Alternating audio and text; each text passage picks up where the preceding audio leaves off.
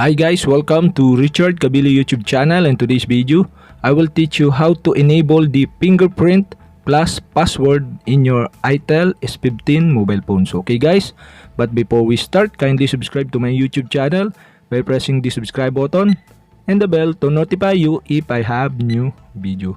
So okay guys, let's start. You all have to do is go to setting in your itel S15 mobile phone. Okay guys, sir, in settings, okay, select security and location. Okay, click this. Okay guys, and security and location and device security, okay, you can see the fingerprint. Okay, you'll have to do is click fingerprint, and okay, after that, click next button on the lower right side on your screen. And okay guys, we need to choose lock or screen lock. Okay, in this tutorial I will teach you how to enable the fingerprint plus password.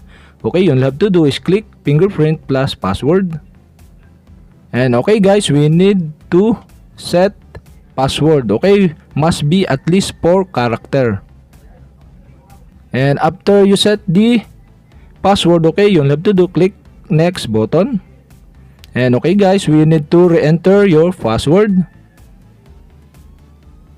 And after you enter the password, click confirm button. And okay guys, notification. When your device is locked, how do you want notification to show? Okay guys, we have 3 options. Okay, the number 1 is show all notification content.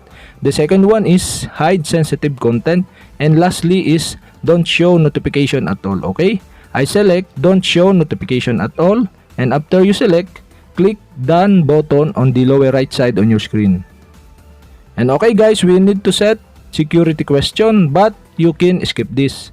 Okay, go back, and okay, you can see the skip button on the upper right side on your screen. You'll have to do is click this, and okay guys, we need to touch the sensor. Okay, it's on the back on your phone. Use your index finger.